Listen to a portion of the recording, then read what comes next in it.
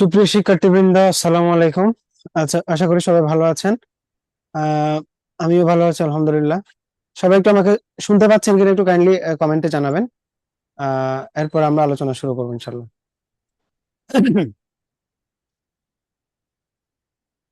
এরপর আমরা আলোচনা শুরু জি ভাই, করব। শুনতেছি। ওকে ওকে, ঠিক আছে, ঠিক আছে। আচ্ছা, আমরা গত ক্লাসে আমরা যে বিষয়গুলো পড়েছিলাম, মোটামুটি বাংলাদেশের হিস্ট্রি, প্রাচীন আহ, কিছুটা প্রাচীন হিস্ট্রিও পড়েছি, জনপদগুলো পড়েছি, কারণ এর বাইরে হয়তো পরীক্ষায় আর আসার মতো গুরুত্বপূর্ণ নাই তেমন।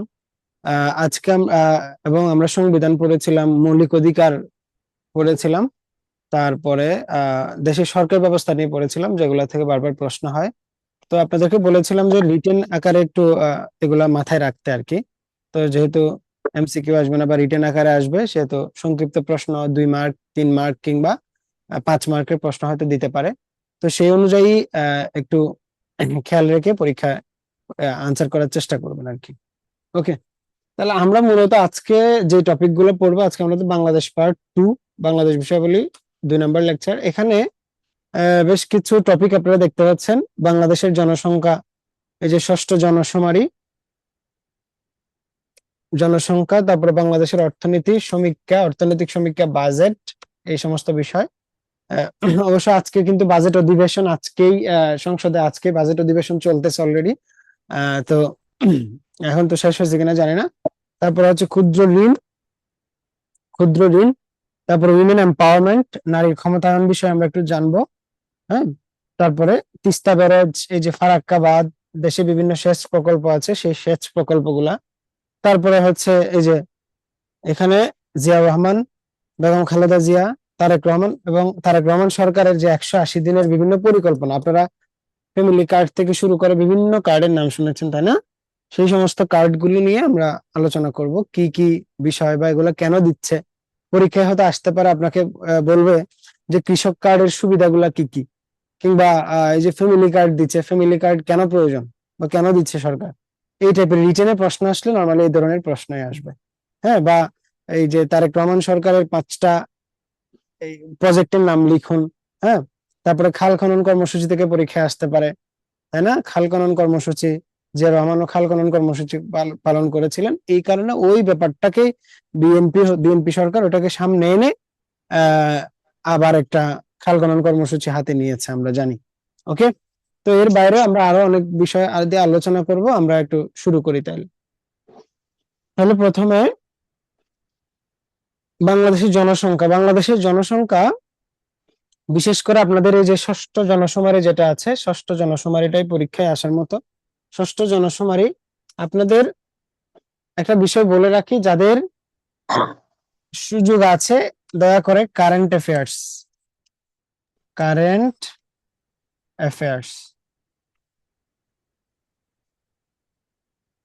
পরীক্ষা হওয়ার তো আরো বেশ কয়েক মাস বাকি আছে। তো এর মধ্যে আপনারা 2-3 মাসের, ধরেন 3 মাসের কারেন্ট অ্যাফেয়ার্স এর শুরুতে কি থাকে, দুইটা পেজে 50টি করে কি থাকে, এমসিকিউ থাকে, 50টি এমসিকিউ। ওকে, এবং হচ্ছে সংক্ষিপ্ত প্রশ্ন উত্তর থাকে।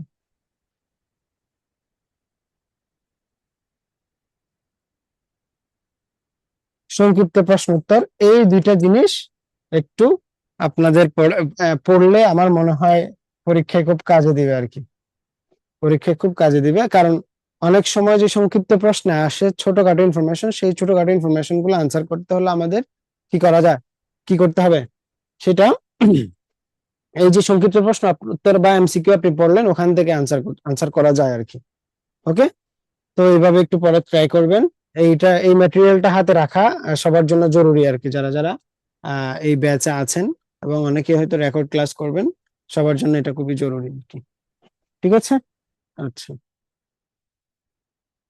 তারপরে আসেন আমরা আরেকটা বিষয় একটু দেখবো, সেটা হলো আহ এই যে বাংলাদেশের জনসংখ্যা, এখানে ষষ্ঠ জনশুমারি যেটা আছে সেটা থেকে পরীক্ষায় আসবে। আপনারা জানেন যে এই ষষ্ঠ জনশুমারি হয়েছে সর্বশেষ আমাদের আদমশুমারি। সর্বশেষ কি? সর্বশেষ আদমশুমারি। এবং এই সর্বশেষ আদমশুমারি এটা কততম?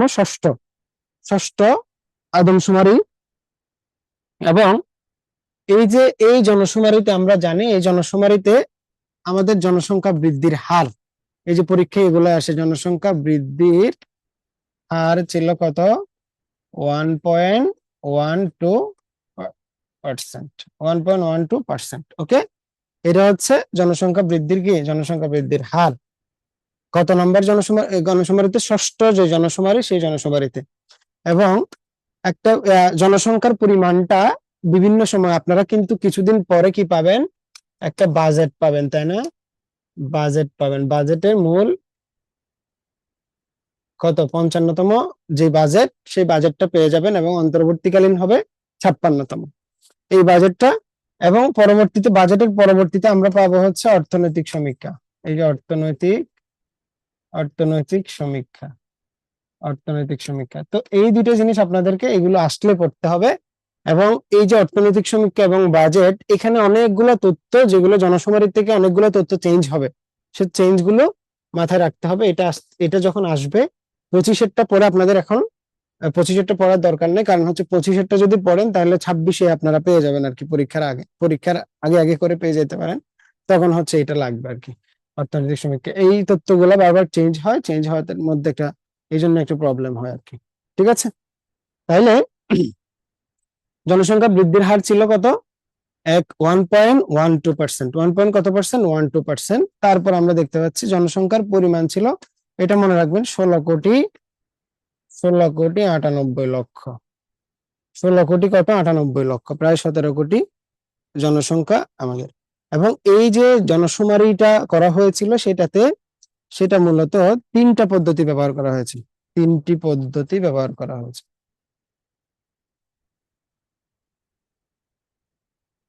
3টি পদ্ধতি ব্যবহার করা হয়েছে। এবং সার্বিক তত্ত্বাবধানে ছিল কে? নাসা। নাসা কিন্তু এটার তত্ত্বাবধানে ছিল। নাসা কি ছিল? এটার তত্ত্বাবধানে ছিল। ওকে, তো আশা করি পারবেন। এখানে আরেকটা বিষয় আমরা একটু বলে দিচ্ছি, সেটা হলো সাক্ষরতার হার। সাক্ষরতার হার যেটা জনশুমারিতে ছিল, সেটা ছিল হচ্ছে আপনার 74.66%। 74 দশমিক কত পার্সেন্ট? 66%। আমি একটু এটা মুছে দিচ্ছি।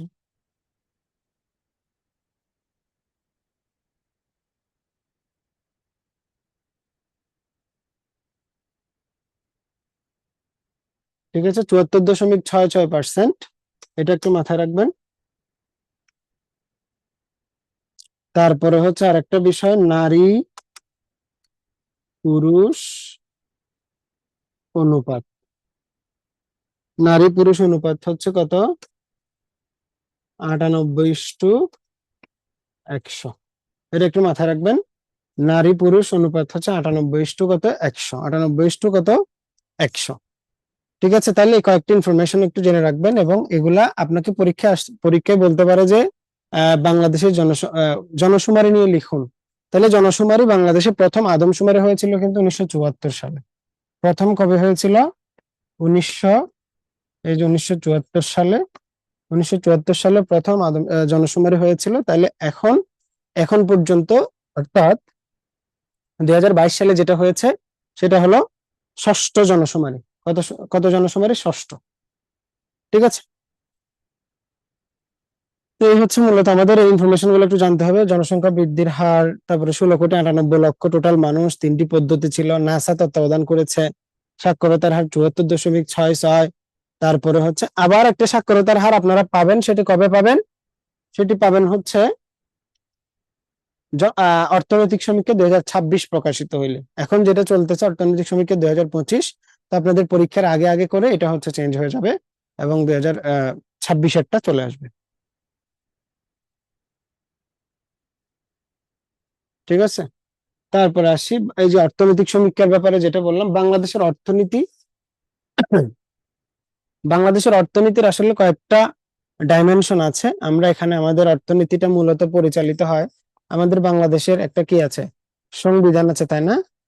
কি আছে? একটা সংবিধান আছে। সংবিধানে আমাদের দেশের আর্থিক ব্যবস্থা কিভাবে পরিচালিত হবে সেটি বলা আছে।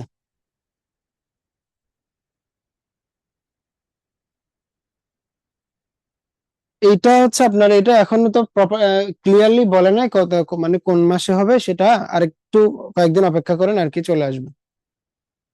মানে কি ও আচ্ছা আচ্ছা, ইয়ে থেকে 18 তারিখ থেকে নাকি হবে। আর জেলা ভিত্তিক আলাদা আলাদা আর কি। আচ্ছা, তারপরে দেখেন বাংলাদেশের অর্থনীতি সমীক্ষা বাজেট। এখানে দেখেন সংবিধান, বাংলাদেশের সংবিধানে একটা অনুচ্ছেদ আছে। অনুচ্ছেদ কত? অনুচ্ছেদ হচ্ছে 87। অনুচ্ছেদ 87। এই অনুচ্ছেদ 87 কে, এটাকে বলা হয় বার্ষিক আর্থিক বিবৃতি। বার্ষিক আর্থিক আর্থিক বিবৃতি। বার্ষিক আর্থিক কি বিবৃতি? বার্ষিক আর্থিক বিবৃতি। এই 87 নম্বর অনুচ্ছেদই হচ্ছে বাংলাদেশের মূলত বাজেটের ভিত্তি। হ্যাঁ, বাংলাদেশের অর্থনীতির ভিত্তি হচ্ছে এই অনুচ্ছেদটা।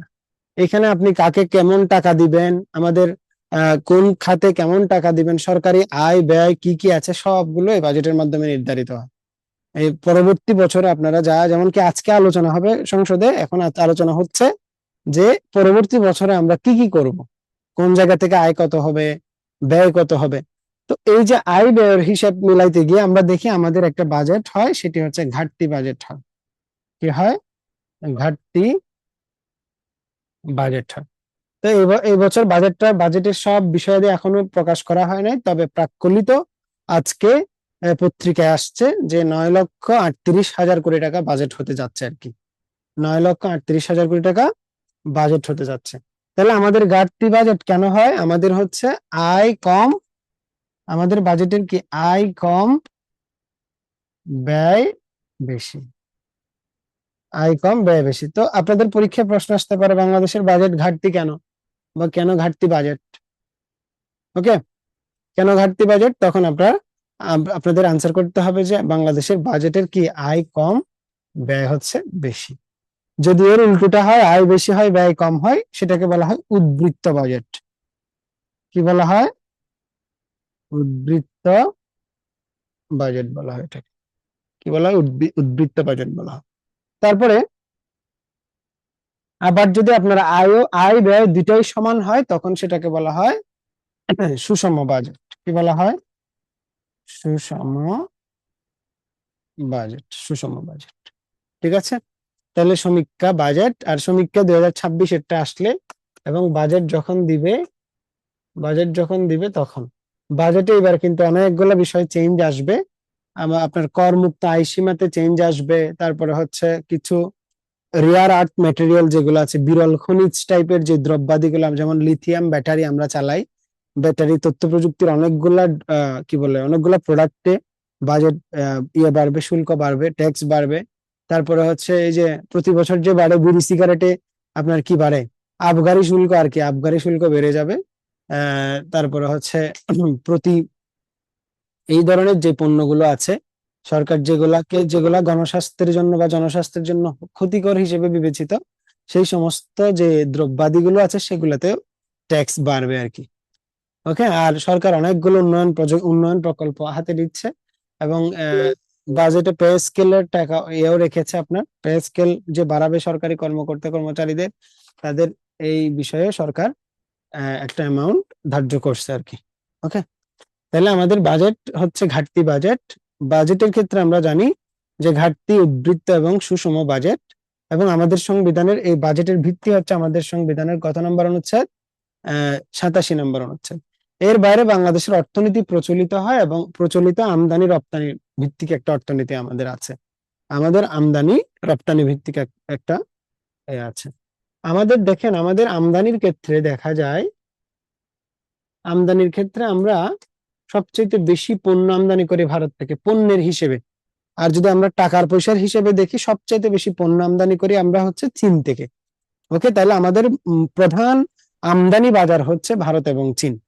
ভারত এবং চীন হইলেও, আমাদের আমদানি বাজার হইলেও, আমাদের সাথে তাদের বাণিজ্য ঘাটতি অনেক বেশি।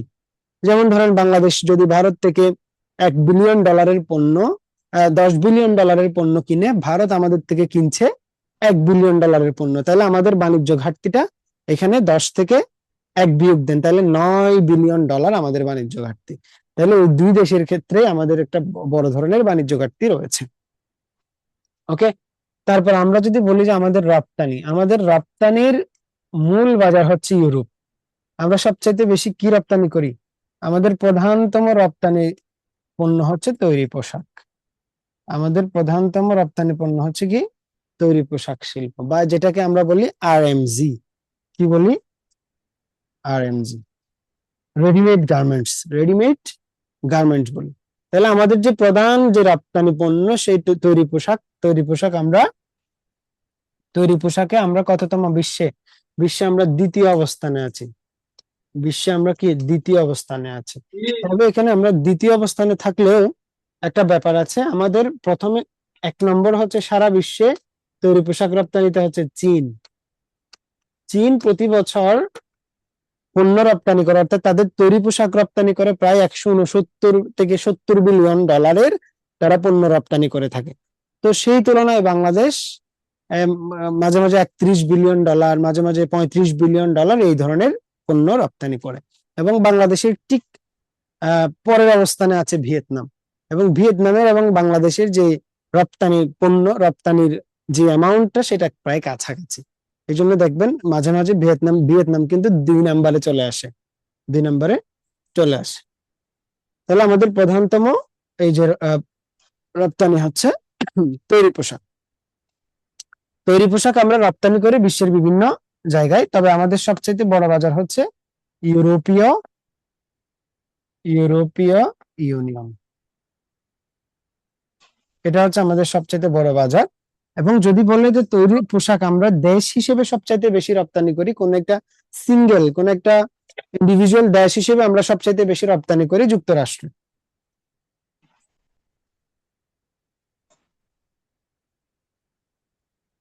যুক্তরাষ্ট্রে এবং আমরা ইউরোপীয় ইউনিয়নের যে 27টা রাষ্ট্র আছে সেই 27টি রাষ্ট্রের মধ্যে আমরা লুক্সেমবার্গ বাদে বাকি সবাইকে আমরা কি বলে আমাদের তৈরি পোশাকটা রপ্তানি করি। তাহলে আমাদের বড় বাজার হচ্ছে ইউরোপীয় ইউনিয়ন, আর হচ্ছে একক দেশ হিসেবে সবচাইতে বেশি পণ্য রপ্তানি করি আমরা ইয়েতে কি বলে যুক্তরাষ্ট্রে। ওকে, তাহলে আমরা বাজেট সম্পর্কে একটু জানলাম। তারপর অনুচ্ছেদ 87 সম্পর্কে একটু জানবেন, এটা মনে রাখবেন। এটার নাম কি? বার্ষিক আর্থিক বিবৃতি। বার্ষিক আর্থিক বিবৃতি, এটাকে আমরা আবার কি বলছি? এটাকে আমরা বাজেট বলছি। এটাকে আমরা বাজেট বলছি। ওকে, ঠিক আছে। তারপর আসেন ক্ষুদ্র ঋণ। ক্ষুদ্র ঋণ হচ্ছে, এটা হচ্ছে আপনার ক্ষুদ্র ঋণ নিয়ে তো আমরা ডক্টর মোহাম্মদ ইউনূস সাহেবের অনেক অনেকগুলো ব্যাপার স্যাপার জানেন, যে বাংলাদেশে এটা এক ধরনের সামাজিক ব্যবসা বলা হয়। ওনার যে সামাজিক ব্যবসা ধারণা, সেই ধারণা থেকেই ক্ষুদ্র ঋণের যে প্রচলন সেটি শুরু হয়েছে। এবং এই যে বাংলাদেশি ক্ষুদ্র ঋণ প্রকল্প, এটা মূলত রেগুলেট করে থাকে একটা প্রতিষ্ঠান। হ্যাঁ, এটাকে বলা হয় MRA। এটা একটু মাথায় রাখবেন, এই প্রতিষ্ঠানটার নাম একটু মাথায় রাখবেন। এটাকে বলা হয় MRA বা মাইক্রো ক্রেডিট রেগুলেটরি অথরিটি। এই যে মাইক্রো ক্রেডিট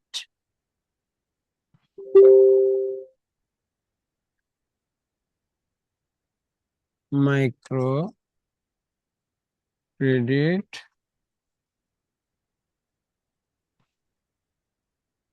রেগুলেটরি অথরিটি, বা হচ্ছে MRA।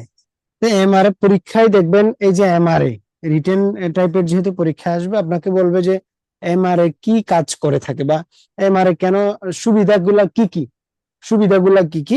এটার বেশ কয়েকটা সুবিধা আছে। আমরা যদি বলি তাহলে এটা প্রথমে কি কি করে, আপনার দারিদ্র দূরীকরণে সহযোগিতা করে। দারিদ্র দূরীকরণে কি করে সহযোগিতা করে? এই যে মাইক্রো ক্রেডিটটা, ক্ষুদ্র ঋণটা, দারিদ্র দূরীকরণে। তাহলে এলাকায় যে নারীরা আছে, তাই সেই সমস্ত নারীদেরকে কি দেয়? ছোটখাটো যে ব্যবসা বাণিজ্য করার ক্ষেত্রে তাদেরকে হেল্প করে।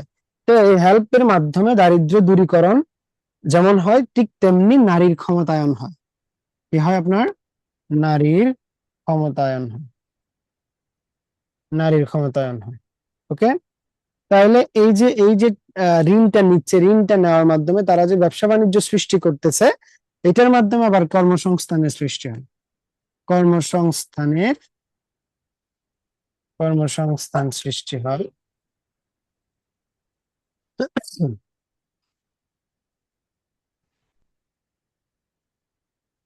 কর্মসংস্থান সৃষ্টি, দারিদ্র দূরীকরণ, নারীর ক্ষমতায়ন, কর্মসংস্থান সৃষ্টি। এই কর্মসংস্থান সৃষ্টি হলে কি হবে? বেকারত্ব কিভাবে? বেকারত্ব হ্রাস হবে। তাহলে এই যে এগুলা কিন্তু আপনারা অনেক ক্ষেত্রে লিখতে পারবেন। একটা ফ্যামিলি কার্ডের ক্ষেত্রে কি কি সুবিধা, বা ফ্যামিলি কার্ডের কারণে ফলাফল কি, এটার কারণে দারিদ্র্য কমবে কিভাবে, তখন আপনি এই সমস্ত বিষয়াদি এগুলো লিখতে পারবেন। কারণ আমাদের রাষ্ট্র, আমাদের সংবিধানে কি করেছে?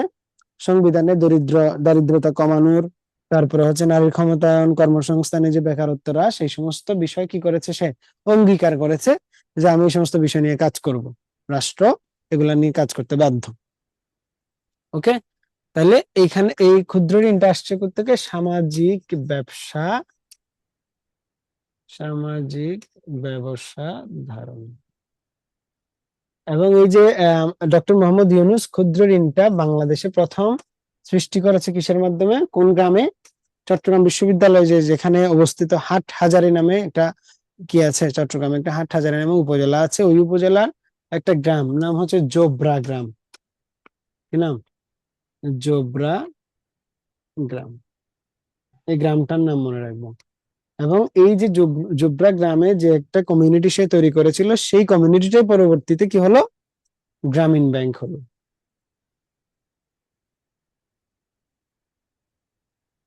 গ্রামীণ ব্যাংক। তাহলে গ্রামীণ ব্যাংক বাংলাদেশে এই যে ডক্টর ইউনূসের যে ক্ষুদ্র ঋণ ধারণা, সেই ধারণাকে আহ আস্তে আস্তে সারা দেশে ছড়িয়ে দিয়েছে আর কি। ওকে, তাহলে এগুলো একটু মাথায় রাখবেন, ছোটখাটো বিষয়।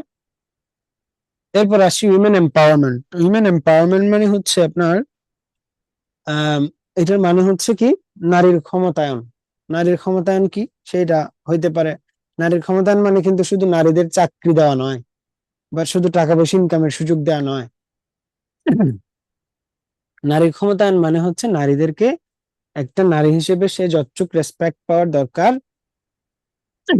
তার একজন মানুষ হিসেবে তাকে কি, সে যে যতটুক রেসপেক্ট দেখানো দরকার সেটুক রেসপেক্ট করা। সেটা কোন কোন ক্ষেত্রে হইতে হবে? সেটা হইতে হবে সামাজিক ক্ষেত্রে, সেটা হবে রাজনৈতিক ক্ষেত্রে, সেটা হইতে হবে অর্থনৈতিক ক্ষেত্রে। ওকে, তাহলে সামাজিক ক্ষেত্রে, রাজনৈতিক ক্ষেত্রে এবং অর্থনৈতিক ক্ষেত্রে নারীদেরকে প্রপারলি ট্রিট করাটাকে বলা হচ্ছে উইমেন এম্পাওয়ারমেন্ট। ঠিক আছে, উইমেন এম্পাওয়ারমেন্ট। এবং উইমেন এম্পাওয়ারমেন্টের আরেকটা বড় বিষয় হচ্ছে লিঙ্গ সমতা, বা জেন্ডার কি প্যারিটি বলে, এটাকে জেন্ডার প্যারিটি বলে। অর্থাৎ এখানে কি থাকবে না? জেন্ডার গ্যাপ থাকবে না, জেন্ডার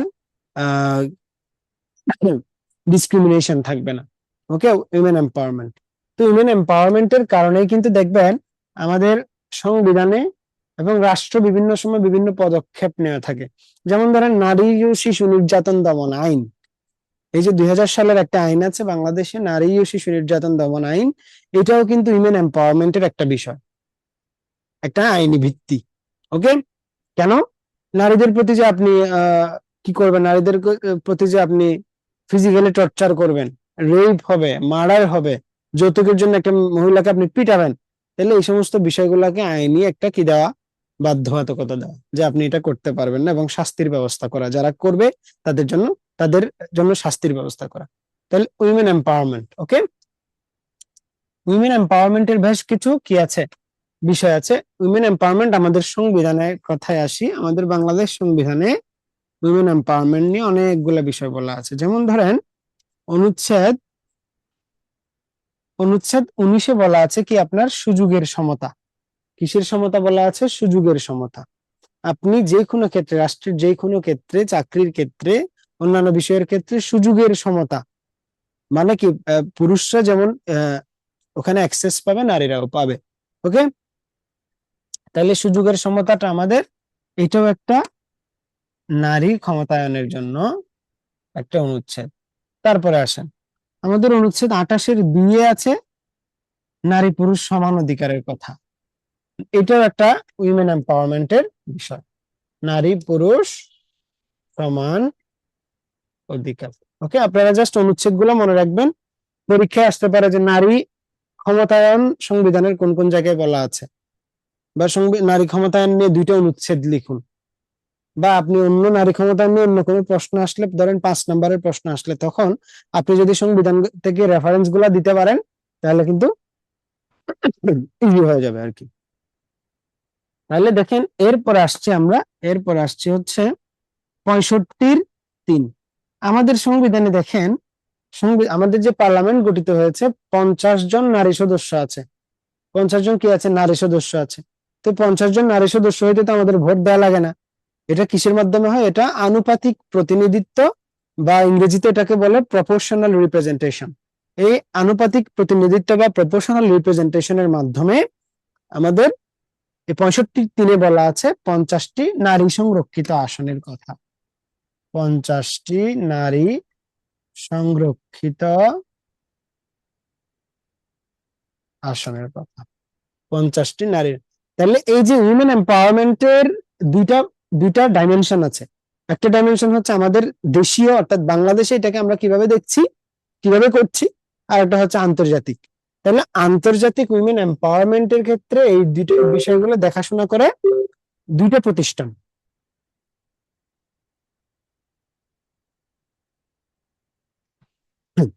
দুইটা প্রতিষ্ঠান, একটা হচ্ছে আপনার ইউএন উইমেন, আর একটা হচ্ছে ইউনিফেম। ইউনিফেম, ওকে। ইউএন উইমেন কাজ করে হচ্ছে দুইটা বিষয় নিয়ে। এখানে দুইটা বিষয় আমি লিখে রাখছি, একটা হচ্ছে আপনার নারীর ক্ষমতায়ন,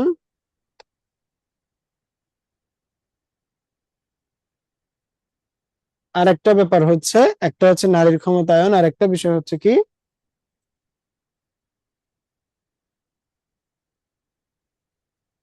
লিঙ্গ সমতা। আর ইউনিফেম কি করে থাকে? এটা টাকা বরাদ্দ দিয়ে, এটা হচ্ছে একটা ফান্ড, এটা একটা কি আপনার তহবিল বরাদ্দ দিয়ে থাকে, তহবিল। তাহলে ইউএন উইমেন এবং ইউনিফেম এই বিষয়গুলো হচ্ছে সংস্থা, যে সংস্থাগুলো উইমেন এম্পাওয়ারমেন্টের জন্য কাজ করে। এবং আমাদের সংবিধানে আমরা কি দেখলাম? 19 দেখলাম, সংবিধানে এই যে 28-2 দেখলাম, তারপরে 65-3 দেখলাম। এই অনুচ্ছেদ গুলোর মাধ্যমে আমরা কি করি? এইগুলোর মাধ্যমে সরকার কি দিয়ে থাকে? নারী যে উইমেন এম্পাওয়ারমেন্টকে রক্ষা করে থাকে, উইমেন এম্পাওয়ারমেন্টকে কি করে থাকে? রক্ষা করে থাকে। এবং এর বাইরে উইমেন এম্পাওয়ারমেন্ট নিয়ে আন্তর্জাতিকভাবে অনেকগুলা কি হয়েছে? অনেকগুলা সম্মেলন হয়েছে, অনেকগুলা এই যে অনুষ্ঠান হয়েছে, যেগুলোর মাধ্যমে উইমেন এম্পাওয়ারমেন্টে আসলে কি কি, উইমেন এম্পাওয়ারমেন্ট করতে হলে কি কি করা প্রয়োজন, কি কি করা দরকার, সেগুলো নিয়ে বলা হচ্ছে। এবং উইমেন এম্পাওয়ারমেন্টের বিষয়কে লক্ষ্য রেখে নারীর প্রতি যত ধরনের বৈষম্য আছে, যত ধরনের বৈষম্য আছে সেই সমস্ত বৈষম্যগুলা বিলোপ করার জন্য একটা সনদ স্বাক্ষরিত হয়েছিল 1979 সালে। 1900 কত সালে? 79 সালে। এটাকে বলা হয় সিডো। কি বলা হয়? সিডো।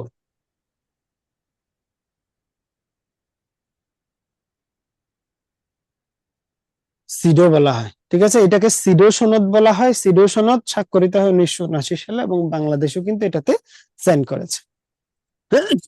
তাহলে আমরা উইমেন এম্পাওয়ারমেন্টটা মোটামুটি বুঝলাম, যে এই অন্তত এটা মনে রাখবেন, বাংলাদেশ সংবিধানের অনুচ্ছেদ 19, 28-2, 28-4ও আছে, 28-4ও আছে। সেটা হচ্ছে ধর্ম, বর্ণ, লিঙ্গ নির্বিশেষে কি করতে হবে, মানে ধর্ম, বর্ণ, লিঙ্গ এবং হচ্ছে এই যে ক্যাস্ট বলি না আমরা, গোত্র, এবং জাতিভেদ যে বলি, এই সমস্ত বিষয়ের প্রেক্ষিতে কাউকে কোনো অধিকার থেকে কি করা যাবে না? বঞ্চিত করা যাবে না।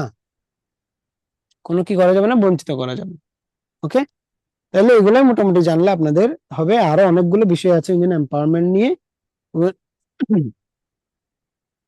আচ্ছা, এরপর আমরা দেখতে পাচ্ছি তিস্তা ব্যারেজ, ফারাক্কাবাদ এবং হচ্ছে সেচ প্রকল্প। তিস্তা ব্যারেজ, ফারাক্কাবাদ এবং সেচ প্রকল্প।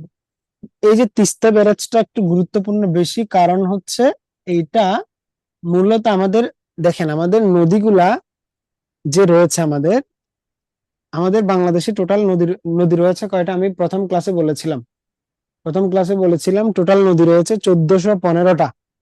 সর্বশেষ তথ্য অনুযায়ী নদী রয়েছে 1415টা। এই যে তিস্তা ব্যারেজটা কোন নদীর উপরে? তিস্তা নদীর উপরে। তিস্তা নদীটা হচ্ছে কোনটা? এই যে এটা দেখতে পাচ্ছেন আমাদের মানচিত্র, তাই না? এটা হচ্ছে আমাদের মানচিত্র, বাংলাদেশের মানচিত্রটা এরকম না? এই যে এরকম। তিস্তা নদীটা আসছে এখানে হচ্ছে ভারতের সিকিম, এখানে কি ভারতের সিকিম, এই সিকিম থেকে আসছে এই যে নদীটা এভাবে, এটার নাম হচ্ছে তিস্তা নদী। এটার নাম কি? তিস্তা নদী। এই যে তিস্তা নদী, এই তিস্তা নদীর উপরে বাঁধ রয়েছে। কি রয়েছে? বাঁধ রয়েছে।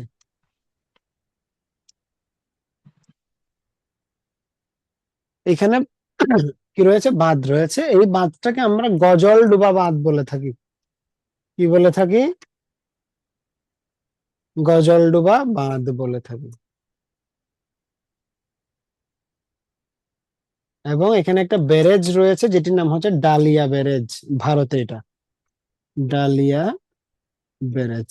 ওকে, এটাও কিন্তু বাংলাদেশে প্রবেশ করছে নীলফামারী জেলা দিয়ে এবং লালমনিরহাট ক্রস করে পরবর্তীতে এসছে কুড়িগ্রামে এসছে। তাহলে তিস্তা ব্যারেজ নিয়ে মূলত ঝামেলার কারণ হচ্ছে বাংলাদেশ এখানে, ভারত কি করে তাদের যে বাঁধ আছে সেই বাঁধটা থেকে যেই পরিমাণ পানি আমাদের দেওয়া দরকার সেই পরিমাণ পানি তারা দিচ্ছে না। একটা দেশের দেখেন কিছু আন্তর্জাতিক আইন আছে 1966 সালে হচ্ছে আপনার হেলসিঙ্কি, ওই যে ফিনল্যান্ডের রাজধানী হেলসিঙ্কিতে একটা সনদ স্বাক্ষরিত হয়েছিল, এটাকে বলা হয় হেলসিঙ্কি নদী সনদ। হেলসিঙ্কি কি বলে? হেলসিঙ্কি নদী সনদ।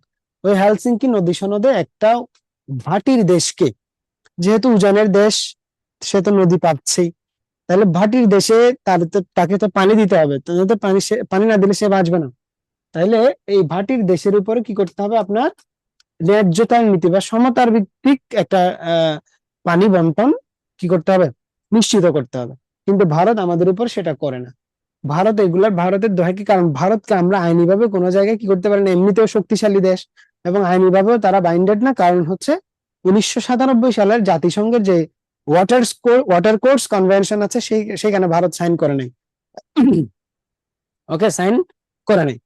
তো এই কারণে ভারত আমাদেরকে মোটামুটি ভাবে আমাদের উপর একটা কি কি সন্ত্রাস চালাচ্ছে, এটাকে বলা হয় আপনার হাইড্রো টেরোরিজম আর কি, পানি সন্ত্রাস বলে। এটা পানি সন্ত্রাস আমাদের উপর চালাচ্ছে। এবং ভারতের সাথে আমরা নদী শেয়ার করি কয়টা? আমরা নদী শেয়ার করি 54টি নদী শেয়ার করি ভারতের সাথে। এই 54টি নদীর মধ্যে প্রায় কি বলে আপনার 30টা নদীতে প্রায় 52টা বাঁধ ভারত দিয়েছে আমাদের উপরে। 52টা বাঁধ প্রায় আমাদের উপর দিয়েছে এবং এটার কারণে আমরা প্রপারলি পানি পাচ্ছি না। তাহলে আমাদের এই এলাকায় ক্ষতি কি হচ্ছে? ক্ষতি হচ্ছে কি আমাদের এখানে কৃষিকাজ, সেচ অসুবিধা হচ্ছে। তাহলে আমাদের কৃষি নষ্ট হচ্ছে, জীব বৈচিত্র্য ধ্বংস হচ্ছে না?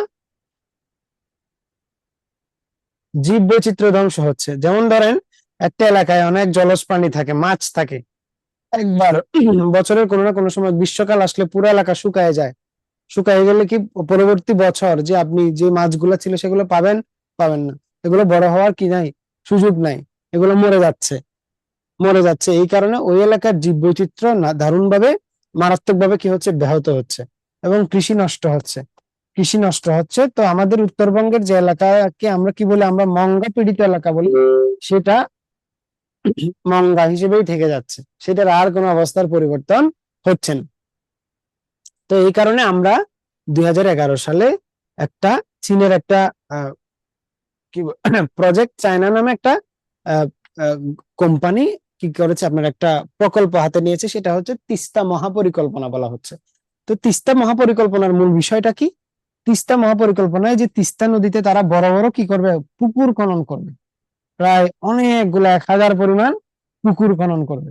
তো বর্ষাকালে যখন ভারত কি করে যায়, পানি ছেড়ে দিবে, তখন আমরা পানিটাকে এখানে সংরক্ষণ করব। পানিটাকে কি করবে? এখানে সংরক্ষণ করব। এবং এই যে তিস্তার দুই পারে আমরা একটা ট্যুরিজম স্পট অর্থাৎ টুরিস্ট আকর্ষণ করার জন্য একটা কি মহাপরিকল্পনা তারা হাতে নিয়েছে। এখানে রিসোর্ট হবে, এখানে কর্মসংস্থান হবে, বড় বড় অ্যাপার্টমেন্ট হবে। তো এই এই যে ব্যাপারগুলোর মাধ্যমে এই পুরো ব্যাপারটাকে বলা হচ্ছে তিস্তা মহাপরিকল্পনা। তিস্তা মহাপরিকল্পনা। তো ভারতের চাপে বাংলাদেশ তিস্তা মহাপরিকল্পনাতে এতদিন কি করতে পারে নাই, এটা হচ্ছে আপনার বাংলাদেশ এটাতে সরাসরি হ্যাঁ বলতে পারে নাই।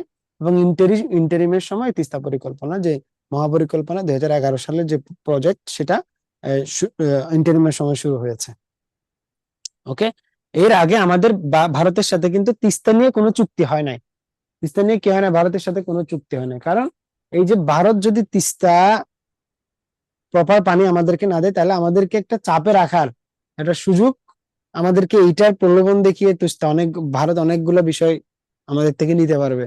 বা আমরা ভারতকে চাপে ফেলে আমরা তিস্তা প্রকল্প বানাচ্ছি এই প্রকল্পের চাপে ফেলে ভারত থেকে আমরা অনেক কিছু নিতে পারবে। এটা হচ্ছে মূলত কূটনৈতিক ব্যাপার স্যাপার আর কি। তো এখানে কূটনৈতিক ভাবে কোন কে কতটুক এগিয়ে, আহ সবগুলা এই সমস্ত বিষয় নির্ভর করে আর কি, এই সমস্ত বিষয় সলভ করার ক্ষেত্রে। তারপরে দেখেন, আমরা কিন্তু 1996 সালে, তাই না, 1996 সালে একটা চুক্তি করেছিলাম ইন্ডিয়ার সাথে। সেই চুক্তিটার নাম হচ্ছে গঙ্গা পানি বন্টন চুক্তি। গঙ্গা পানি বন্টন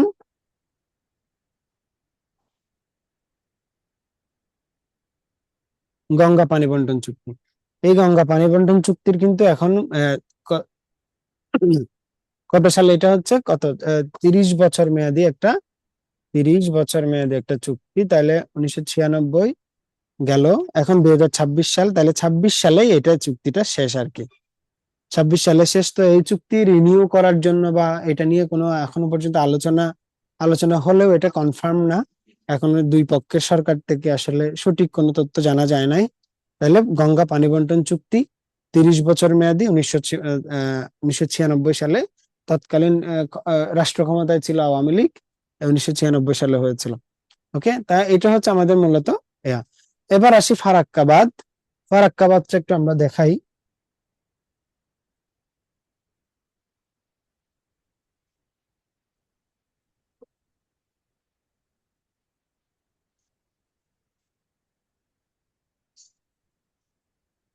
এই যে আমরা মানচিত্রটা আঁকলাম, আবার একটু আঁকি ছোট করে।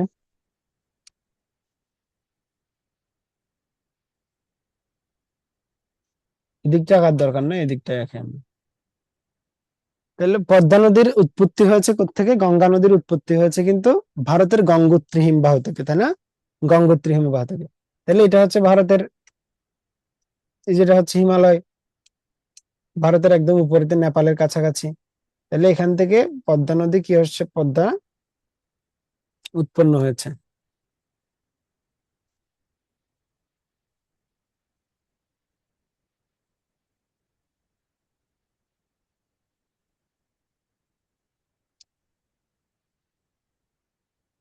ধরে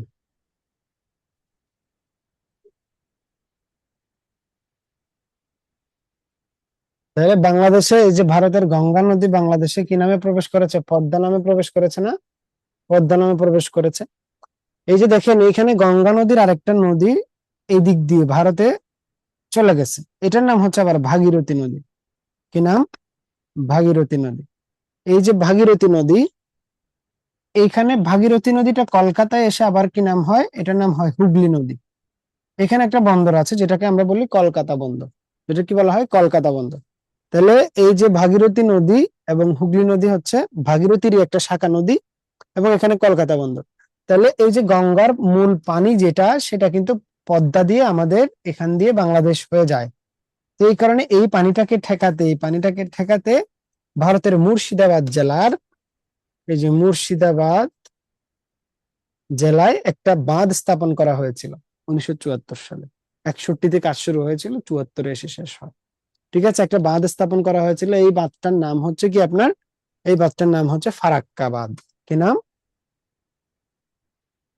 এই বাঁধটার নাম হচ্ছে ফারাক্কা বাঁধ। বাংলাদেশের সীমান্ত থেকে 116 কিলোমিটার আগে, 116 কিলোমিটার আগে আপনার এই ফারাক্কা বাঁধটা স্থাপন করা হয়েছে। এবং এই ফারাক্কা বাঁধ বানিয়ে দিয়েছিল কারা? Soviet union. Soviet union. অর্থাৎ সোভিয়েত ইউনিয়নের ইঞ্জিনিয়াররা ভারতকে এই ফারাক্কা বাঁধটা বানিয়ে দিয়েছিল। এখন এখানে এই ফারাক্কা বাঁধ দিয়ে এখানে একটা ছোট্ট খাল খনন করে এদিক দিয়ে পানি যখন স্পিডে প্রবাহিত করা হয়, তখন কলকাতা বন্দরের এই যে পলিগুলো সরে গিয়ে বঙ্গোপসাগরে পড়ে যায়।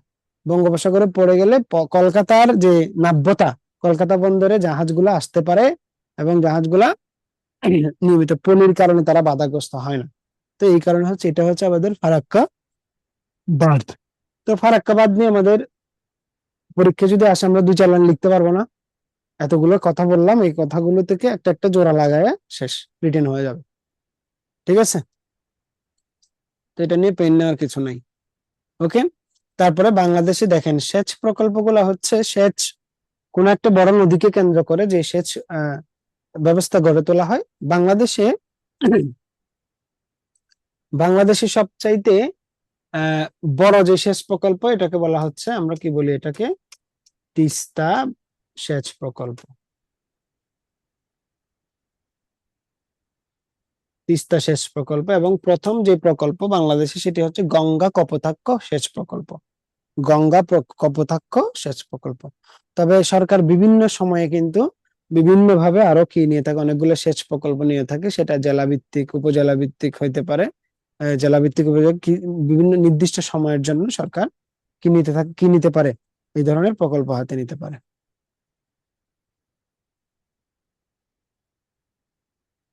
আচ্ছা, তারপর আসি আমরা জিয়াউর রহমান। আমাদের যে জিয়াউর রহমানের সময়ের আমি একদম স্পেসিফিক কিছু ঘটনা বলবো আপনার, এইগুলা বিষয় একটু জেনে রাখতে হবে। এবং এবং জিয়াউর রহমান সম্পর্কিত কিছু জিনিস পড়বেন, সেটা হচ্ছে এই যে ইদানিং যে গত দুই বছরে যে চাকরির পরীক্ষাগুলো হয়েছে, 2 বছরে চাকরির পরীক্ষার প্রশ্ন, অর্থাৎ জিয়াউর রহমান এবং বেগম খালেদা জিয়া সম্পর্কে, জিয়াউর রহমান প্লাস বেগম খালেদা জিয়া সম্পর্কিত যে প্রশ্নগুলো হয়েছে সেই প্রশ্নগুলা একটু পড়লে দেখবেন ওখান থেকে সরাসরি কমন আসবে। আগের ওই আপনাদের পরীক্ষা যখন হবে, এই যে এখনকার যে পরীক্ষাগুলো চলতেছে বা বছর খানেক আগের যে প্রশ্ন ব্যাংক তো মোটামুটি আপনাদের কাছে আছে আমার মনে হয়, অনেক প্রশ্ন ব্যাংক পাওয়া যায়। আর কেরিয়ার থেকে আপনাদেরকে দিছে কিনা আমি জানি না, আর হয়তো দিয়ে থাকবে, বইতে যা যা আছে তা আপনাদেরকে তো দেওয়ার কথা। তো ওখানেও প্রিভিয়াস ইয়ারের কোয়েশ্চেন গুলো পেয়ে যাবেন, ওখানেও থাকবে। এবং প্রিভিয়াস ইয়ারের বলতে বেশ আগের না, ইদানিং এর আর কি, এই গত বছর খানেক এই আর কি, ইন্টারিমের পর থেকে। ওকে, তো এই পার্টটা থেকে দেখবেন বিভিন্ন সময় জিয়া রহমান কি কি পুরস্কার পাইছেন এগুলো আসবে। তার খাল খনন পরীক্ষা ধরেন চলে আসলো জিয়া রহমানের খাল খনন কর্মসূচি, তাহলে খাল খনন কর্মসূচি চলে আসলে আপনি কি বলবেন যে 1977 সালে জিয়া রহমান খাল খনন কর্মসূচি শুরু শুরু করেছিলেন। প্রথম হচ্ছে সাহাপাড়া খাল নামে একটা খাল তিনি খনন করেছিলেন, যেটা কিন্তু ওই যে কাহারুলে, দিনাজপুরের কাহারুলে তারেক রহমান গিয়েও কিন্তু বর্তমান প্রধানমন্ত্রী তারেক রহমান গিয়েও কিন্তু ওই খালের মাধ্যমেই খাল খনন কর্মসূচিটা শুরু করেছে আর কি। এবং অনেক বাজেটও রেখেছে প্রত্যেকটা উপজেলা ভিত্তিক। তো মোটামুটি বলা যায় এটা একটা বেশ বড় প্রজেক্ট আর কি, আর বিশাল লম্বা সময়ের একটা প্রজেক্ট আর কি। তো এগুলো এইভাবে একটু দেখে নিতে হবে। তারপরে হচ্ছে বিভিন্ন সময় যে কি বললে, যেমন ধরেন বেগম খালেদা জিয়াকে বিভিন্ন কি নামে ডাকা হয়, মাদার অফ ডেমোক্রেসি নামে ডাকা হয়। তাই এই সমস্ত বিষয় একটু জেনে রাখতে হবে, কি কি পুরস্কার, সর্বশেষ যে পুরস্কার। আর কিছুদিন ওয়েট করেন, আপনাদের অনেকগুলো পুরস্কার আপনারা পাবেন। এবং 2025 সালের কয়েকটা পুরস্কার একটু কাইন্ডলি দেখে নিতে হবে। 21শে পদক,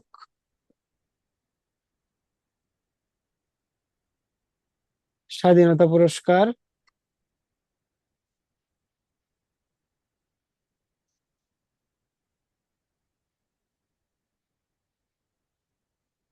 বাংলা একাডেমি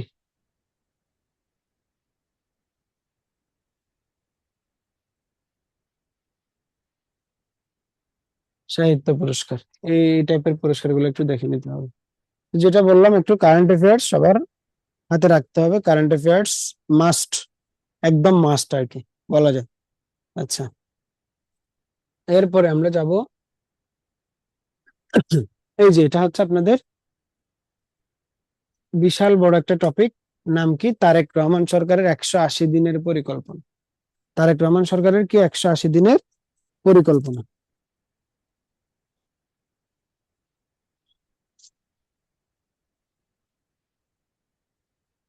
180 দিনের। আচ্ছা, আরেকটা বিষয় আপনাদের একটু বলা উচিত, সেটা হলো ওই যে ফারাক্কা ব্যারেজ যে পড়িয়েছি, তো বাংলাদেশ সরকার চাচ্ছে যে পদ্মার পানিটাকে কি করার জন্য, পদ্মার পানিটাকে আটকে রেখে বিভিন্ন জেলায় পানি সরবরাহ করার জন্য আরেকটা ওই যে পদ্মা ব্যারেজ তৈরি করতে চায়। এটা হবে রাজবাড়ী জেলার পাংশা উপজেলায়। রাজবাড়ী জেলার কোথায়? পাংশা উপজেলায়। তাহলে তিস্তা আছে, দেখবেন একটা চলে আসলো প্রশ্ন, তিস্তা, ফারাক্কা, এই যে পদ্মা, এই ব্যারেজ গুলা থেকে পরীক্ষায় চলে আসবে আর কি। আচ্ছা, তারপর আমরা তারেক রহমান সরকারের বিভিন্ন প্রজেক্ট নিয়ে একটু আলোচনা করব। এখানে কিছু প্রজেক্ট, আচ্ছা আমরা যাই একটু আলোচনা করি। তাহলে আমরা প্রথমে দেখবো একটু হচ্ছে আপনার কি ক্রীড়া কার্ড। কি দেখবো? প্রথমে হচ্ছে ক্রীড়া কার্ড দেখবো। ক্রীড়া ক্রীড়া কার্ড কাদের জন্য দেওয়া হচ্ছে? এটা হচ্ছে বাংলাদেশ, এই যে কি বাংলাদেশ ক্রিকেট বোর্ড, বিসিবির মাধ্যমে সরকার যারা খেলোয়াড়দেরকে আহ, একটা আর্থিক সহায়তার জন্য, অর্থাৎ তারা যে যারা যারা পারফরমেন্স বিচারে আর কি, কে কেমন প্লেয়ার ছিল, কার অবদান কেমন, সেই সমস্ত বিষয় বিচারের মাধ্যমে কি দিতে পারে সরকার? হচ্ছে ক্রীড়া কার্ড দিচ্ছে আর কি। তো সর্বোচ্চ সরকার এটা 500 জনকে দেওয়ার পরিকল্পনা করছে। 500 জনকে দেওয়ার কি করছে? 500 জনকে দেওয়ার পরিকল্পনা করছে। এবং আমরা আরো দেখতে পাচ্ছি এখানে উম, একটা প্রায় এখন পর্যন্ত 20 ধরনের, আমাদের দেশে যে অনেক অনেক ধরনের খেলা আছে, তো 20 ধরনের ডিসিপ্লিনে প্রায় 129 জনকে এই ক্রীড়া কার্ড সরকার দিয়েছে আর কি। ওকে, তারপরে এটার একটা প্রতিপাদ্য আছে। এই যে সরকার ক্রীড়া কার্ড দিচ্ছে, এটার একটা প্রতিপাদ্য আছে। বিশেষ করে রিটেনে একটু এগুলো লিখতে হয় আর কি। রিটেনে একটু এটা লিখতে হয়, ক্রীড়া হলো পেশা, পরিবার পাবে ভরসা। কি বলছে এখানে? ক্রীড়া হলো পেশা, পরিবার পাবে পাবে ভরসা। ঠিক আছে, ওকে। তাহলে এগুলো যেহেতু একটু রিসেন্ট ইস্যু, এগুলো একটু মাথায় রাখতে হবে। তাহলে আমরা কি বললাম? এটা হচ্ছে ক্রীড়া কার্ড। ক্রীড়া কার্ড এখন পর্যন্ত সরকার 129 জনকে দিয়েছে। 129 জন। কত ধরনের? 20 ধরনের ডিসিপ্লিনে 129 জনকে দিয়েছে। এবং আমরা জানি এই যে প্রতিপাদ্য, এখানে কি বলা আছে? প্রতিপাদ্য বলা হচ্ছে ক্রীড়া হলো পেশা, পরিবার পাবে ভরসা। ওকে, তাহলে এই রিটেনে এই 2-4টা ইনফরমেশন একটু যুক্ত করে দিলেই মোটামুটি চলবে আর কি। তারপরে আমরা যাব হচ্ছে একটু ক্রীড়া কার্ড, কৃষি কার্ড, যেটা কি কার্ড? তাহলে কৃষি কার্ড তো অবশ্যই আপনারা বুঝতে পারছেন যে এটা কৃষি উন্নয়নের জন্য হবে। সব কার্ডের মূল বিষয়টা হচ্ছে দারিদ্র দূরীকরণ। দারিদ্র কি করণ? দারিদ্র দূরীকরণ সব কার্ডের, এটা হচ্ছে কি মূল লক্ষ্য। তো এই কৃষি কার্ডের মাধ্যমে একজন কৃষককে, যারা বিভিন্ন এলাকায় চাষবাস করে, তারা যারা হচ্ছে আপনার কি বোনাফাইড কাল্টিভেটর বলে আর কি, রায়ত বলে এদেরকে, রায়ত বলে চাষবাস করে, তো এদেরকে 10 ধরনের সুবিধাযুক্ত, কত ধরনের? এই যে 10 ধরনের সুবিধাযুক্ত কি দেওয়া হয়েছে? সুবিধাযুক্ত 10 ধরনের সুবিধাযুক্ত কি দেওয়া হয়েছে? 10 ধরনের সুবিধাযুক্ত কৃষি কার্ড দেওয়া হয়েছে। কৃষি কার্ড দেওয়া হয়েছে। ওকে, তো হচ্ছে প্রধানমন্ত্রী কি করলো? প্রধানমন্ত্রী টাঙ্গাইলের টাঙ্গাইলের একটা শহীদ মারুফ স্টেডিয়াম, শহীদ মারুফ মারুফ স্টেডিয়ামে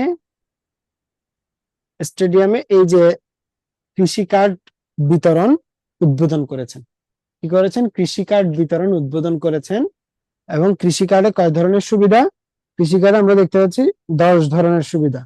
তাহলে এই যে কৃষি কার্ড 10 ধরনের সুবিধা, এখানের সুবিধাগুলোর মধ্যে কি কি যেমন ধরেন কৃষককে এই কৃষককে কি করা, বীজ প্রদান করা, কৃষককে সার প্রদান করা, অল্প দামে সার প্রদান করা, নতুন কোনো যে চারা গাছ প্রদান করা, কৃষি সম্প্রসারণ অধিদপ্তরের মাধ্যমে। এবং এই যে এই কৃষি কার্ডের সাথে সংযুক্ত আবার বেশ কিছু প্রতিষ্ঠান আছে, যেমন ধরেন কৃষি সম্প্রসারণ অধিদপ্তর, এটাকে বলে ডিএই, ডিপার্টমেন্ট অফ এগ্রিকালচারাল এক্সপানশন, কি বলে থাকে, ডিপার্টমেন্ট অফ এগ্রিকালচারাল এক্সপানশন। তারপরে নতুন বীজ উদ্ভাবন এবং সেগুলো বিতরণের কাজ করে থাকে বাংলাদেশ কৃষি উন্নয়ন কর্পোরেশন, বা বিএডিসি বলে, তাই কি বলে, BADC, Bangladesh agricultural development corporation, Bangladesh agricultural development corporation, BADC কি করে থাকে, বীজ বীজ কি বলে এটা, সরবরাহ করে থাকে কাদের মাঝে, কৃষকদের মাঝে। তাহলে বীজ, সার, এই যে চারা গাছ, হ্যাঁ, এবং বিভিন্ন ইনফরমেশন ভিত্তিক সহযোগিতা করা, এইগুলোর মাধ্যমে কৃষি কার্ড অর্থাৎ কৃষি সম্প্রসারণের জন্য সরকার, কৃষি সম্প্রসারণ করলে আপনার কৃষিতে কি শ্রমশক্তি বাড়বে, কৃষিতে জিডিপি বাড়বে, কৃষি ভিত্তিক যে জিডিপি সেটি বাড়বে। ঠিক আছে, এখন আমাদের প্রায় কৃষিতে দেশের যে জিডিপির অবদান হচ্ছে মোটামুটি 37%, 37 না কমে গেছে, সেটা 11%-এর দিকে চলে গেছে। তাইলে এখন অনেক কম না কৃষির অবদান? তারপরে হচ্ছে 37%-এর মতো আছে শিল্পের, তারপরে 51% হচ্ছে কার, সেবা খাতের। তাহলে এই যে কৃষিকে যদি আমরা আগায় নিতে চাই, তাহলে আমাদের কিন্তু এই কৃষক কার্ডটা বেশ গুরুত্বপূর্ণ ভূমিকা এখানে পালন করবে। ওকে, তারপরে আসেন আমরা আরেকটা বিষয় দেখবো, সেটি হচ্ছে এই খাল খনন কর্মসূচি। খাল খনন,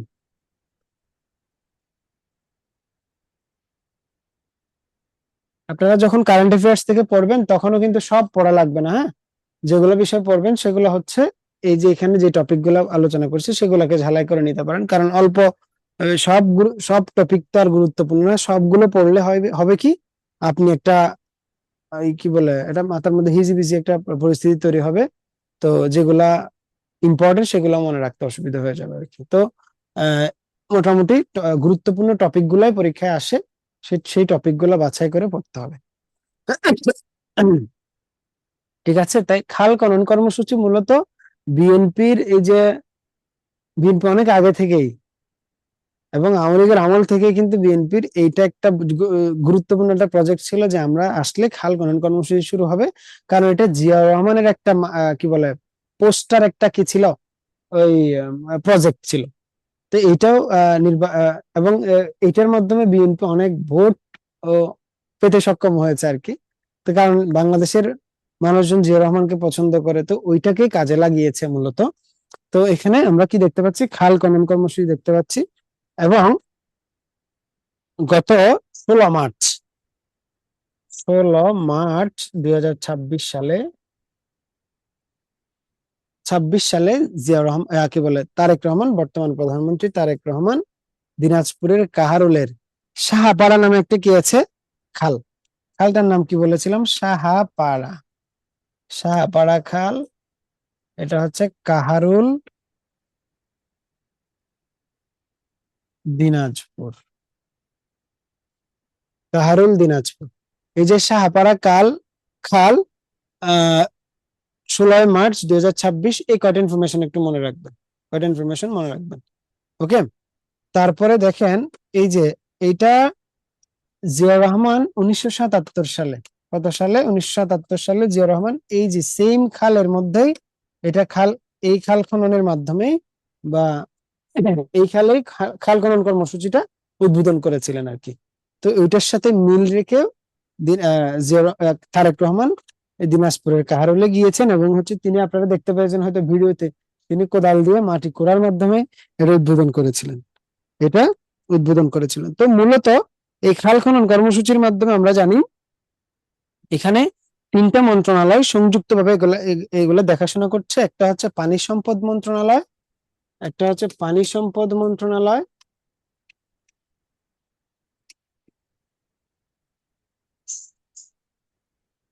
একটা হচ্ছে কৃষি মন্ত্রণালয়,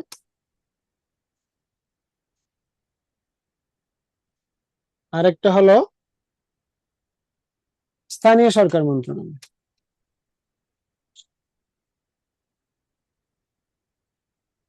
স্থানীয় সরকার মন্ত্রণালয়, ঠিক আছে, স্থানীয় সরকার মন্ত্রণালয় এইভাবে।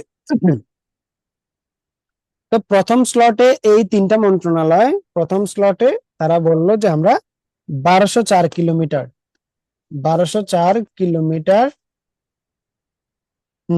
খাল তারা খনন করবে, অর্থাৎ হারিয়ে যাওয়া অনেকগুলো খাল আছে সেগুলোকে তারা আস্তে আস্তে বের করে আনবে এবং তাদের খালগুলোর ফ্লো ঠিক রাখবে, নদীর সাথে কানেক্টেড করবে এবং এই যে তৃণমূল পর্যায়ে, রুরাল পর্যায়ে পর্যন্ত পানিটাকে পৌঁছানো, যাতে আপনার গ্রামীণ কৃষিও কিনা হয় কোনোভাবেই ক্ষতিগ্রস্ত না হয়, গ্রামীণ কৃষিও কিনা হয় কোনোভাবে ক্ষতিগ্রস্ত না হয় আর কি।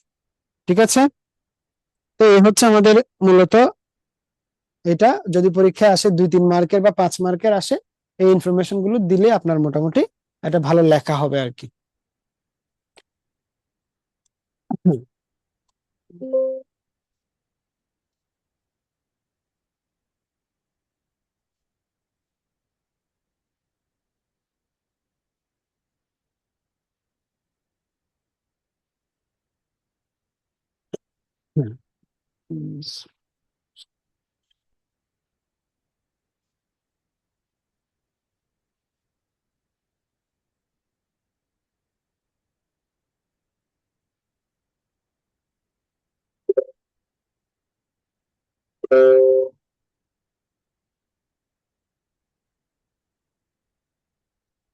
ওকে, তাহলে আমরা একটু এবার দেখবো হচ্ছে ফ্যামিলি কার্ড, কি দেখবো? এই যে ফ্যামিলি কার্ড, এটাও কিন্তু সরকারের একটা বড় ধরনের, এই যে এই ইলেকশনে এই ইলেকশনে বিএনপির মূল একটা মূল ইস্তেহার ছিল এই যে ফ্যামিলি কার্ড, যে সরকার আসলে মানুষকে ফ্যামিলি কার্ড দিবে এবং সরকার এই ফ্যামিলি কার্ড দেওয়া শুরু করেছে, আপনারা জানেন বিভিন্ন এলাকায় দিচ্ছে এখন পর্যন্ত প্রায় কি বলে এটা 14টা ইউনিয়ন, 14টা উপজেলার বিভিন্ন ইউনিয়ন এবং ওয়ার্ডে কি দিচ্ছে, কি দিয়েছে, সরকার ফ্যামিলি কার্ড দিয়েছে, এগুলো বিভিন্ন জেলার বিভিন্ন উপজেলা আর কি। হুম, তো আমি আপনাদেরকে তারপরে দেখতে পাচ্ছি এখানে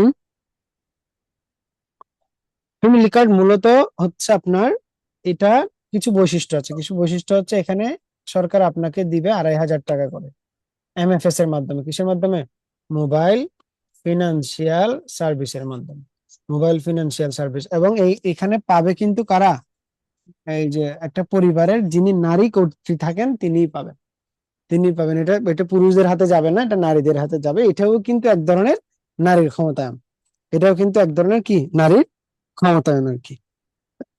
তো মূলত হচ্ছে একটা ডিজিটাল, একটা ডাটাবেজ ভিত্তিক একটা জনগণের সাথে সরকারের কি করা, এটা কানেকশন করা, এটা কানেকশন, এই কানেকশনটাকে মাধ্যমে সরকার কি দিচ্ছে, তাদেরকে একটা আর্থিক সহযোগিতা দিচ্ছে, যে আর্থিক সহযোগিতার মাধ্যমে নারীর কি হচ্ছে, নারীর ক্ষমতায়ন হচ্ছে। এবং একই সাথে বলেছিলাম যে নারীর ক্ষমতায়ন মানে কি হওয়া, এখানে হচ্ছে আপনার দারিদ্র দূরীকরণ হওয়া, তারপরে হচ্ছে কর্মসংস্থান বৃদ্ধি পাওয়া, এবং একই সাথে কর্মসংস্থান বৃদ্ধি পেলে কি একটার সাথে একটা ইন্টারকানেক্টেড, অর্থাৎ বেকারত্ব কমে যাবে, বেকারত্ব কমে যাবে। তো তারপরে কত টাকা বললাম, 2,500 টাকা। এখানে একটা কারা কারা পাবে এই ফ্যামিলি কার্ড, যে কাদের কাদের, কারা কারা পাবে, এক এক নম্বর হচ্ছে ভূমিহীন যারা, কারা পাবে এগুলো একটু মনে রাখতে হবে। 1 নম্বর হচ্ছে ভূমিহীন, তারপরে হচ্ছে 2 নম্বর হচ্ছে গৃহহীন যারা, কি আপনার গৃহহীন। এই যে এই এই প্রজেক্ট গুলা কিন্তু সরকার আগেও চালাতো, কিন্তু এই নামগুলা আর কি, যেমন ধরেন আপনার এই যে বয়স্ক ভাতা, বিধবা ভাতা, এই সমস্ত ব্যাপারের মাধ্যমে সরকার বিভিন্ন সামাজিক নিরাপত্তা কর্মসূচির মাধ্যমে জনগণকে এই ধরনের হেল্প গুলা করতো। তাহলে তো এইগুলো এখন থাকবে, এগুলোর পাশাপাশি আবার সরকার কি দিচ্ছে, এই যে ক্রীড়া কার্ড, কৃষি কার্ড, ফ্যামিলি কার্ড, এগুলা দিচ্ছে। তারপরে হচ্ছে এই কোন প্রতিবন্ধী পরিবারের, প্রতিবন্ধী পরিবারের সদস্য, তারপরে হচ্ছে আপনার কি যারা 4 নম্বর হিজড়া আছেন, 5 হচ্ছে যারা বেদে সম্প্রদায়, 5 হচ্ছে কারা, বেদে সম্প্রদায়, 6 ক্ষুদ্র নৃগোষ্ঠী পরিবার, ক্ষুদ্র নৃগোষ্ঠী পরিবার পরিবার এবং যারা হচ্ছে 0.5 একরের 5 একরের চাইতে কম সম্পত্তির মালিক। তাহলে যারা 0.5 একরের থেকেও কম সম্পত্তির মালিক তাদেরকে কি দেওয়া যেতে পারে, এই যে ফ্যামিলি কার্ডের সুবিধাগুলা দেওয়া যেতে পারে। ঠিক আছে, ফ্যামিলি কার্ডের তাহলে এখানে বলা হচ্ছে প্রতিবন্ধী পরিবারের সদস্যগণ। প্রতিবন্ধী কোনো একটা পরিবারের যিনি কর্তা তিনি যদি প্রতিবন্ধী হন তাহলে তাকে সে তো কাজ শেষ করতে পারবে না, তাহলে সেই ফ্যামিলিকে এই এই সুযোগের আওতায় আনা যাবে। ঠিক আছে, এই সুযোগের আওতায় আনা যাবে।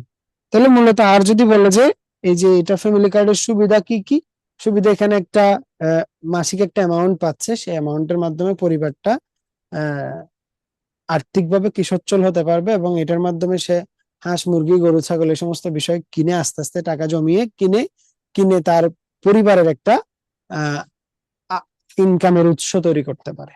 ওকে, তো সর্বোপরি হচ্ছে মূলত সর্বোপরি হচ্ছে কি করার ক্ষেত্রে, সর্বোপরি দারিদ্র্য দূরীকরণ, কর্মসংস্থান সৃষ্টি, নারীর ক্ষমতায়ন, হ্যাঁ, এবং হচ্ছে মানুষকে প্রান্তিক পর্যায় থেকে তুলে আনার জন্য। আপনারা জানেন আমাদের এখন বর্তমানে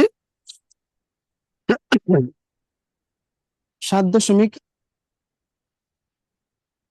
কি বলে এটা, ওই যে সরি, আমাদের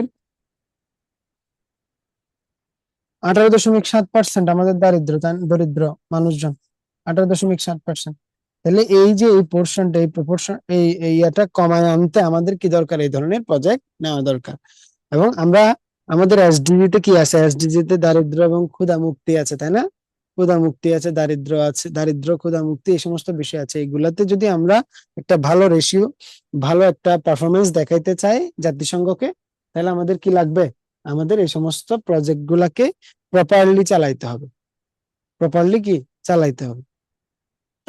আবার কোনো কোনো বিষয়ের যদি অসুবিধা আছে, অসুবিধা যদি পরীক্ষায় আসে তাহলে প্রত্যেকটার অসুবিধাও আছে, কিছু দু একটা অসুবিধাও জেনে যাবেন। হ্যাঁ, সেটা হলো আপনার অসুবিধা নরমালি আসার কথা না, তারপরেও জেনে যাবেন। সেটা হলো ধরেন আমি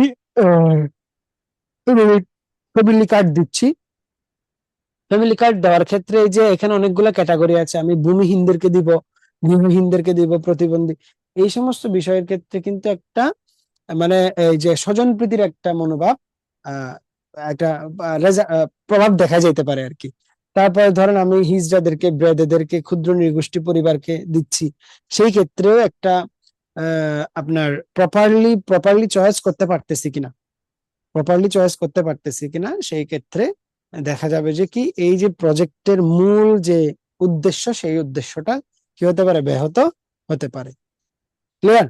সেই উদ্দেশ্যটা কি হতে পারে, ব্যাহত হতে পারে। তো মূলত এখানে এই যে রিসেন্ট যে ইস্যুগুলো, এগুলো একটু কাইন্ডলি আমাদের দেখতে হবে। আর একটা ব্যাপার হচ্ছে আমি যেটা বলবো সেটা হলো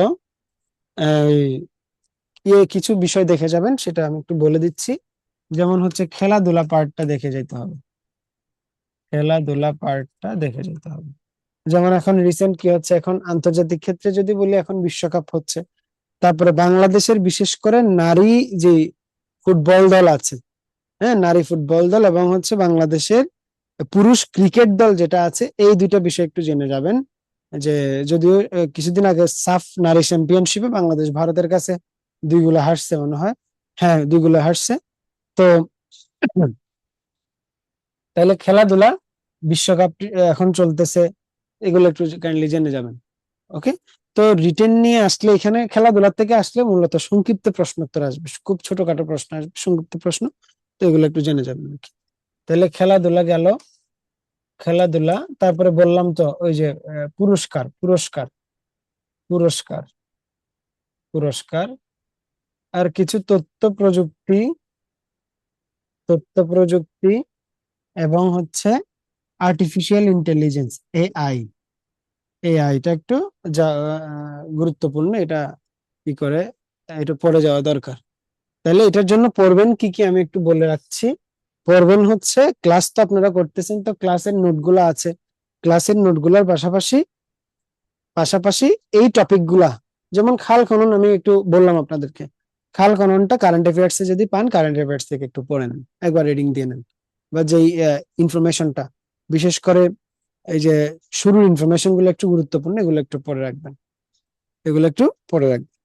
তারপরে যে কোনো বিষয়ের ক্ষেত্রে সেটা দরকারি, কারণ হচ্ছে এই যে ফ্যামিলি কার্ড, ক্রীড়া কার্ড যে দিচ্ছে, আপনি কোনটার কি কি রিটার্ন আসলে কোনটার কি কি সুবিধা অসুবিধা, তারপরে হচ্ছে এটার ফলে কি হতে পারে, বা এটা কেন গুরুত্বপূর্ণ, এই টাইপের প্রশ্নই আসে যদি মার্ক বেশি থাকে, মার্ক বেশি থাকে। আর একটু ওই যে কা- বললাম না, কারেন্ট অ্যাফেয়ার্স এর তারিখ তারিখ যেগুলো আসে, বিভিন্ন তারিখের জন্য হচ্ছে কারেন্ট অ্যাফেয়ার্স এর, বললাম 50টি কি থাকে শুরুর দিকে, শুরুর প্রথম 2 পেজে থাকে 50টি এমসিকিউ। আমি আবারও বলছি, 50টি এমসিকিউ, এবং হচ্ছে 50টি সংক্ষিপ্ত প্রশ্ন উত্তর, সংক্ষিপ্ত প্রশ্ন উত্তর থাকবে। এগুলো একটু কাইন্ডলি দেখতে হবে, এগুলো একটু কি কাইন্ডলি দেখতে হবে। ঠিক আছে। তারপর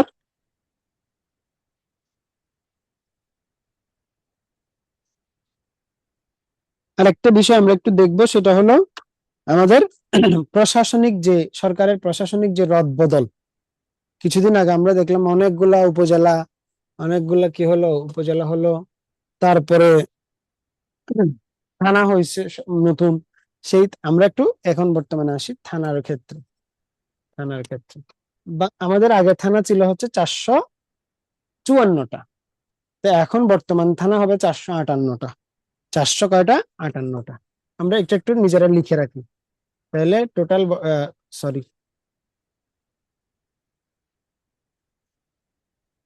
টোটাল থানা হবে 658টি, 658টি।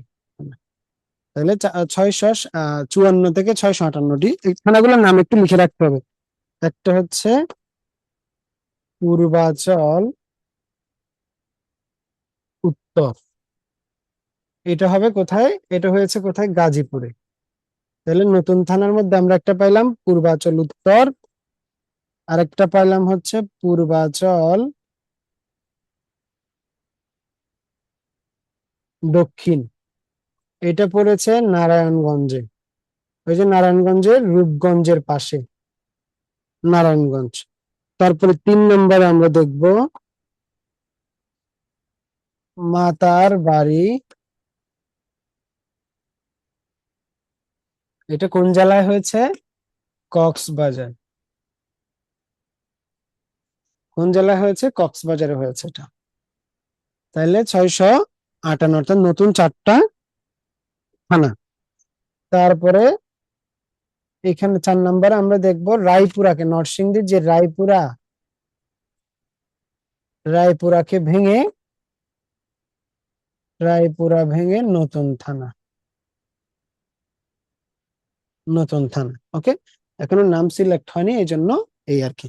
তাহলে এই 4টা কি আমরা থানা পাইলাম। এরপর আমরা দেখব উপজেলা, নতুন অনুমোদন প্রাপ্ত 5টা উপজেলা। উপজেলার ক্ষেত্রে আমরা একটু দেখব নতুন 5টা উপজেলা। তাহলে নতুন কয়টা? নতুন 5টি উপজেলা। তাহলে আমরা একটু লিখি। তাহলে 1 নম্বর হচ্ছে মোকামতলা, মোকামতলা, এটা কোথায়? বগুড়াতে। এটা কোথায়? মোকামতলা হচ্ছে কোথায়? বগুড়াতে। ওকে। তারপরে আসেন 2 নম্বরে, আসেন মাতামুহুরী। মাতামুহুরী আমাদের কক্সবাজার জেলার একটা বিখ্যাত নদীর নাম হচ্ছে মাতামুহুরী নদী। হ্যাঁ, মাতামুহুরী নদী, এটা কোথায় করেছে? কক্সবাজার জেলায়। এটা কোথায় করেছে? কক্সবাজার জেলায় করেছে। তারপরে আসেন 3 নম্বর, আমরা দেখতে পাচ্ছি ঠাকুরগাঁওয়ের রুহিয়া, এবং রুহিয়া নামে একটা, এই একটা, আরেকটা ভুল্লি নামে একটা উপজেলা। তাহলে ঠাকুরগাঁওয়েই 2টা হয়েছে। এই 2টা কোথায়? রুহিয়া এবং ভুল্লি, 2টাই কিন্তু ঠাকুরগাঁও।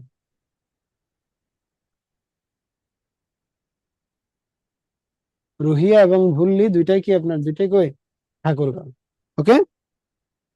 তারপরে হচ্ছে লক্ষ্মীপুরের একটা করা হয়েছে, লক্ষ্মীপুরে চন্দ্রগঞ্জ, লক্ষ্মীপুর। লক্ষ্মীপুরের কি আপনার, লক্ষ্মীপুরে হচ্ছে চন্দ্রগঞ্জ। এটা কিন্তু খুব দরকারি একটা পার্ট।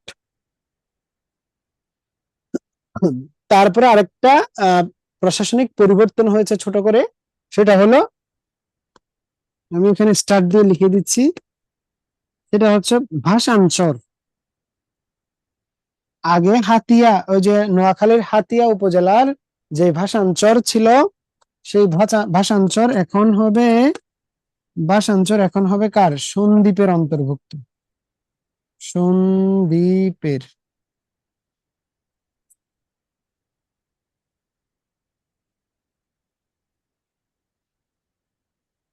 সন্দ্বীপের অন্তর্ভুক্ত, ঠিক আছে, সন্দ্বীপের অন্তর্ভুক্ত।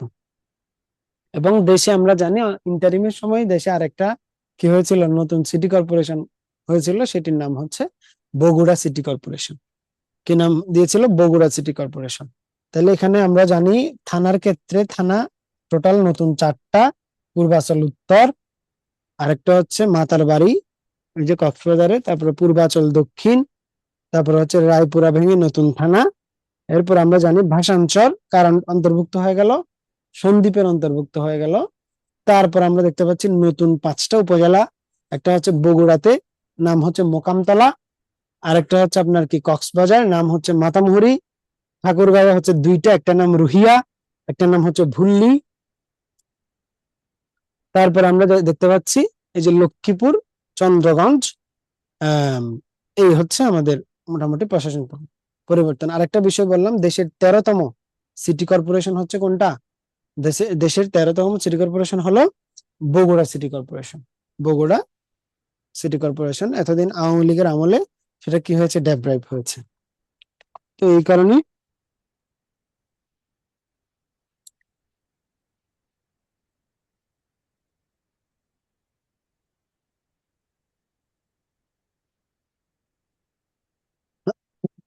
আর কিছু ছোটখাটো ইনফরমেশন একটু আমাদের দেখে নিতে হবে। তা হলো, এগুলো কারেন্ট অ্যাফেয়ার্স আপনারা মূলত পাবেন আর কি, একটু মনোযোগ দিয়ে দেখলে পাবেন।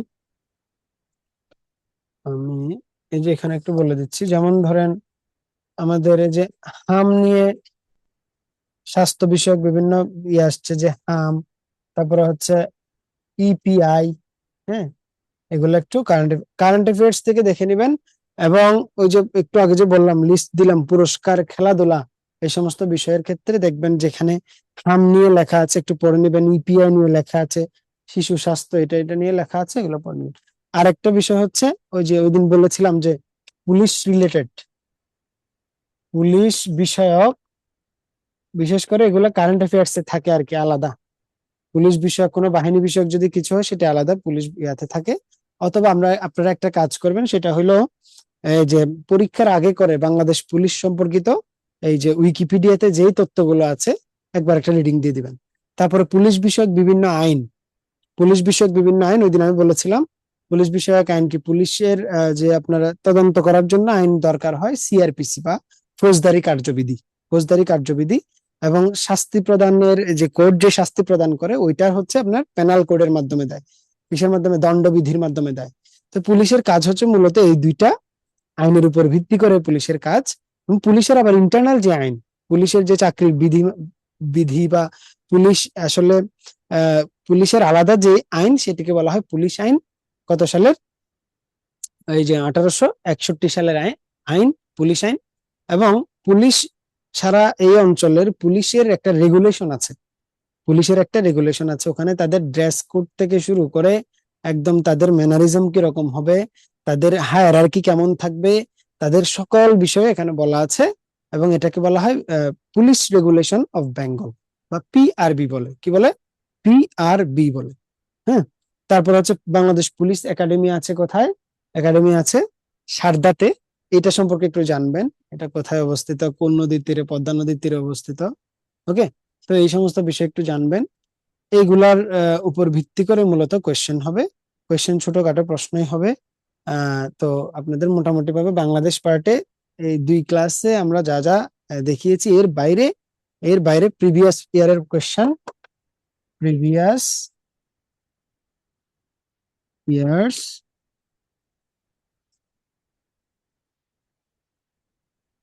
প্রিভিয়াস ইয়ার কোয়েশ্চেন, বিশেষ করে এই যে রিসেন্ট গুলা, মানে রিসেন্ট বলতে ইন্টারিমের পর থেকে, অন্তর্বর্তীকালীন সরকারের পর থেকে এখন পর্যন্ত যে যে বিষয়গুলো, অনেকগুলো বিষয় চেঞ্জ হয়েছে।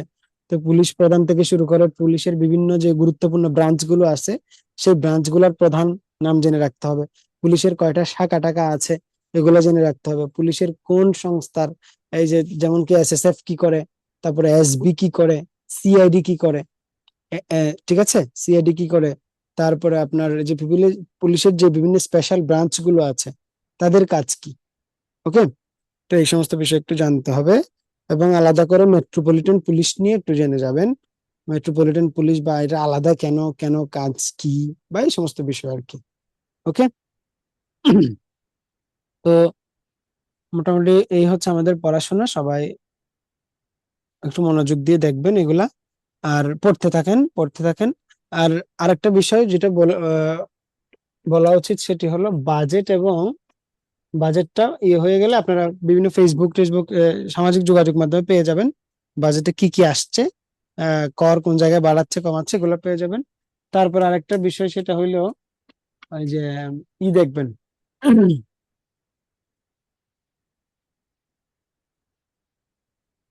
দেখবেন সেটা হচ্ছে অর্থনৈতিক সমীক্ষা।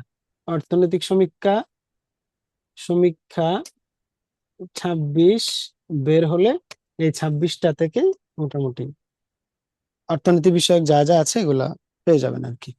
আর ব্যাংকিং যে একটা অসুবিধা চলতেছে বর্তমানে ইসলামী ব্যাংক নিয়ে, তো এটা একটু মোটামুটি পেপার পত্রিকায় যা দেখতেছেন তাতেই হয়ে যাবে আর কি। সম্মিলিত একটা ইসলামী ব্যাংকও আছে দেশে।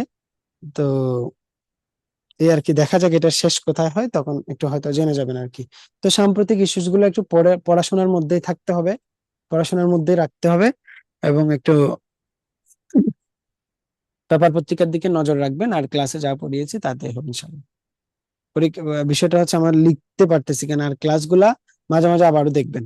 আমরা হয়তো আজকে ক্লাস করছি, আমি এক সপ্তাহ পরে ভুলে যাব, তখন ক্লাসগুলো রেকর্ডেড থাকে, আর একটু দু একবার দেখবেন আর কি। যেই জায়গাতে একটু অসুবিধা হয় সেই জায়গাগুলো দেখবেন। ওকে, তাহলে সবাই ভালো থাকবেন, সুস্থ থাকবেন। আহ ধন্যবাদ সবাইকে। আল্লাহ হাফেজ। আসসালামু আলাইকুম।